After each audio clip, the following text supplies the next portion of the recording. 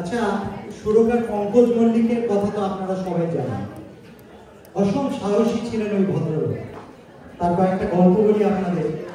মহিষাসুর মর্দিনীর কথা আপনারা সবাই জানেন, কিন্তু তখন সবে এসেছেন কে.এল. সাইগল, ওই রকম দোহারা চেহারা পাঞ্জাবি, তাকে দিয়ে ঠিক করলেন পঙ্কজ মল্লিক রবীন্দ্রনাথের গান গাওয়া। আর সেই যুগের কথা তো আপনারা জানেন। হই হই পড়ে গেল, কি পাঞ্জাবি ছোকরা গাইবে রবীন্দ্রনাথের গান। পঙ্কজ মল্লিক বললেন হ্যাঁ এটাই আমি করব, এবং শুধু করলেন না, রবীন্দ্রনাথের গানের একটি কথাও বদলে দিলেন। গানের মধ্যে কথা ছিল কবি, তিনি পাল্টে দিলেন, করে দিলেন অঙ্গ। ব্যাস, রবীন্দ্র প্রেমিকরা তো চারিদিকে ছটফট করে উঠলো। খোদ রবীন্দ্রনাথের কাছে কমপ্লেন চলে গেল যে আপনার গানের কলি বদলে দিয়ে পঙ্কজ মল্লিক বলে এক ভদ্রলোক নিজের নাম দিয়েছেন। রবীন্দ্রনাথ বললেন ডেকে পাঠাবো, আমি শান্তিনিকেতনে দেখা করতে চাই ওনার সঙ্গে। সদর বলে চললেন পঙ্কজ মল্লিক, তার সঙ্গে চললেন বাকিরা। কে.এল. সাইগলকে দেখে রবীন্দ্রনাথ তো একেবারে সেই রূপ দেখে একেবারে ভুলে গেলেন, চোখ বন্ধ করে বললেন গেয়ে শোনা হতো। কে সাইকেল করে শোনালো। রবীন্দ্রনাথ বললেন ঠিকই গিয়েছে, আমার গানের ভাব ও বুঝতে পেরেছে এবং তাই জন্য এই কথাটা পাল্টে দেওয়ার জন্য কোনো ক্ষতি হয়নি। এই ছিলেন পঙ্কজ মল্লিক। কিন্তু তার থেকেও আর একটা দুঃসাহস পঙ্কজ মল্লিক করেছিলেন। উনি রবীন্দ্রনাথের একটি গানে, কবিতায় সুর দিয়েছিলেন। কে বলতে পারবেন কি সেই গান ছিল যে কবিতায় পঙ্কজ মল্লিক সুর দিয়েছিলেন রবীন্দ্রনাথের কবিতা? কে বলতে পারবেন? কে বলছে? কোথায় আছে? শুধু বললে হবে না, বলেছে যখন একটু দুগলি গিয়ে শোনাতে হবে।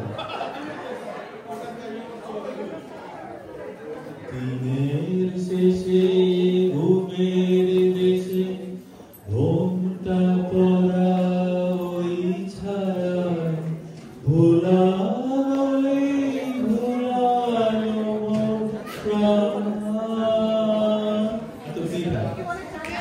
এই তো প্রাণের চারিদিকে লুকিয়ে আছে। আর এই পঙ্কজ মল্লিকের যেমন অম্বর ভক্ত, তেমনি আরেক ভক্ত ছিলেন হেমন্ত মুখোপাধ্যায়। হেমন্ত মুখোপাধ্যায় তখনও কিন্তু নাম করতে পারেননি। তিনি তখন সেকেন্ড ক্লাস ট্রামে চড়ার পয়সাও ছিল না। তার বন্ধু ছিলেন সুভাষ মুখোপাধ্যায় কবি। তিনি একদিন বললেন, হেমন্ত আমাদের কলেজে গান হবে, তুই যা না গান কর। হেমন্ত খুব খুশি, কলেজে গান গাইবেন। ব্যাক স্টেজে বসে আছেন, কিছুতেই ডাক আসে। এমন সময় হই হই রই রই ব্যাপার, কি ব্যাপার না পঙ্কজ মল্লিক এসে গেছে। হেমন্ত ছুটে এলেন, তারও তো গুরুদেব পঙ্কজ মল্লিক দাঁড়িয়ে আছেন। পঙ্কজ মল্লিক স্টেজে উঠে পড়লেন। হেমন্ত বললেন, আমার গান? বললেন, তোমার গান কে শুনবে? এখন পঙ্কজ মল্লিক এসে গেছে, তুমি চুপটি করে পেছনে বসে আসো, আপনার গান আর কেউ শুনবে না।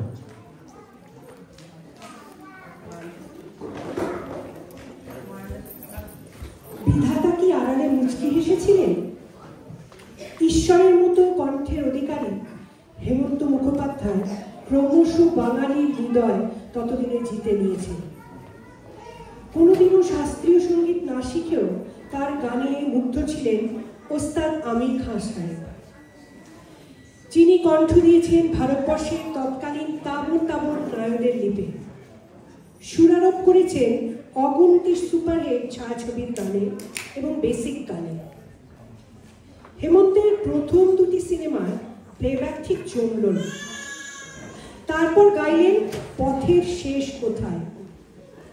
রবীন্দ্রসঙ্গীতে দারুণ মানুষ পছন্দ করল হেমন্তের গলা।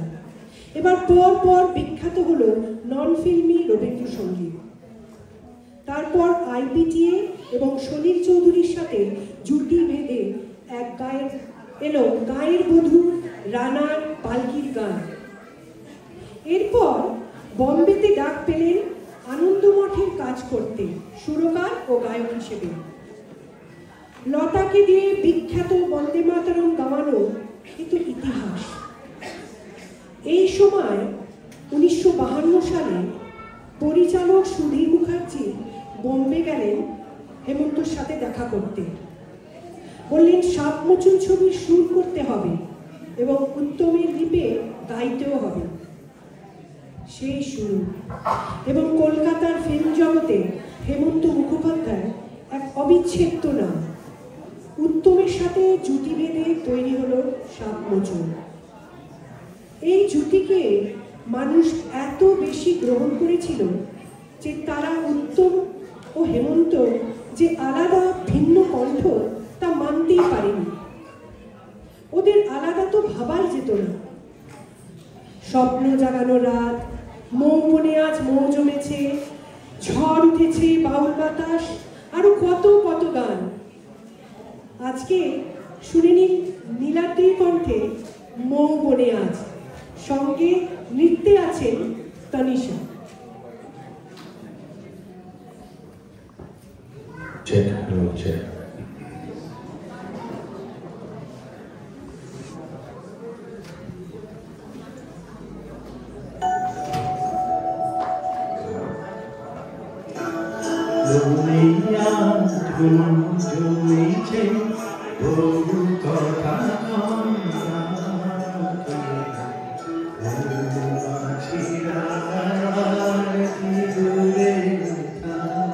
থাকে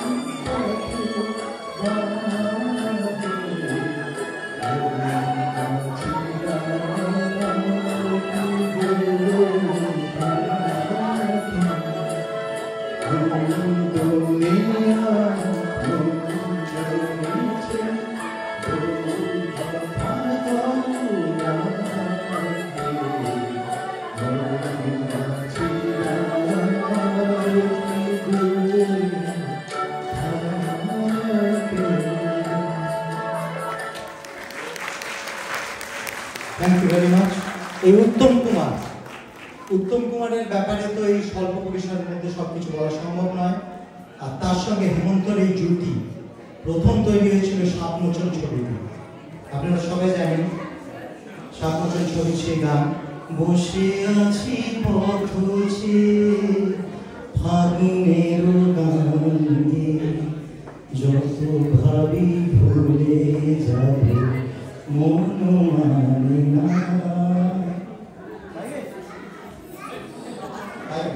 এই উত্তম কুমার মানুষটি কিন্তু খুব মহান মানুষ ছিলেন, কিন্তু সাধারণ কর্মীদের জন্য অনেক কিছু করে দিয়েছিলেন। টেকনিশিয়ান স্টুডিও যারা খেতে পেত না তাদের জন্য ভাতার ব্যবস্থা ইত্যাদি। কিন্তু খ্যাতির খেসারত তাকেও দিতে হয়েছিল। সবসময় যেখানেই তিনি যেতেন সবাই তাকে তাড়া করতো, এই উত্তম এসে গেছে, উত্তম এসে গেছে। এইরকম একটি শুটিংয়ে উত্তম কুমার বেরিয়েছেন গ্রামের দিকে, কলকাতার বাইরে। হঠাৎ গেল গাড়ি খারাপ হয়ে, আর গাড়ি খারাপ হতেই উত্তম কুমার বাইরে নেমে পায়চারি করছেন। সেই সময় ব্যাস গ্রামের সমস্ত লোক ছুটে এলে এই যে উত্তম কুমার এসে গেছেন, উত্তম কুমার।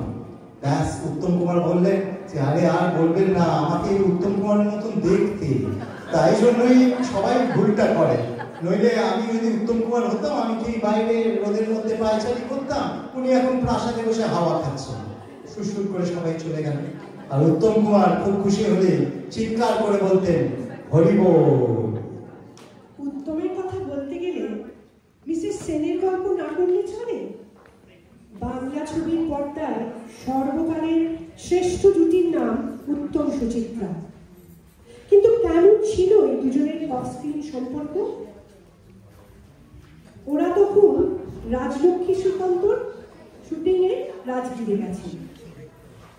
দুজনের একত্র শটে মাখো মাখো চাউনি দিয়ে তারপর আর নিজেদের মধ্যে একটিও বাক্য বিনিময় নেই। সেটের লোকজন তো গুজগুজ শুরু করলেন, আরে দুজন সিনেমায় এত প্রেম করে অথচ বাইরে বাক্যবাদ বন্ধ।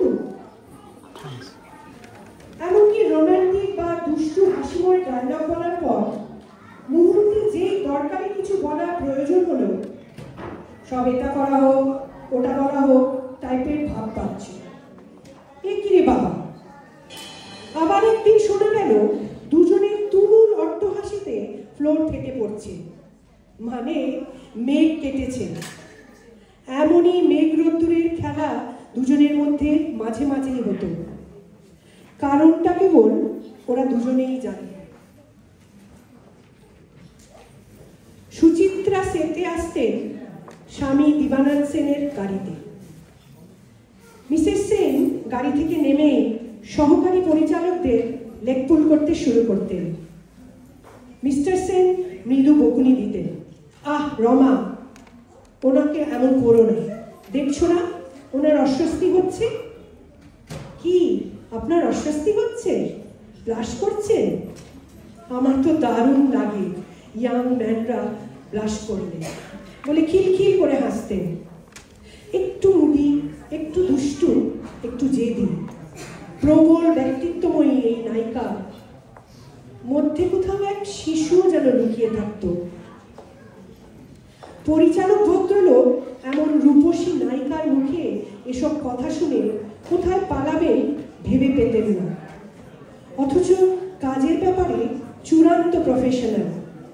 এমনই নানা গুণের জন্য তিনি আজও দর্শকের একমাত্র মহানায়িকা। এরপর আপনাদের গীতা দত্তের গাওয়া হারানো সুর ছায়াছবির থেকে তুমি যে আমার গানটি গেয়ে শোনাবেন দিবা। সঙ্গে নৃত্যে আছেন সঞ্চারী, প্রিয়াঙ্কা, শতাব্দী, ভাবনা, কনিষ্ঠা, পাপড়ি এবং আখি। হ্যালো।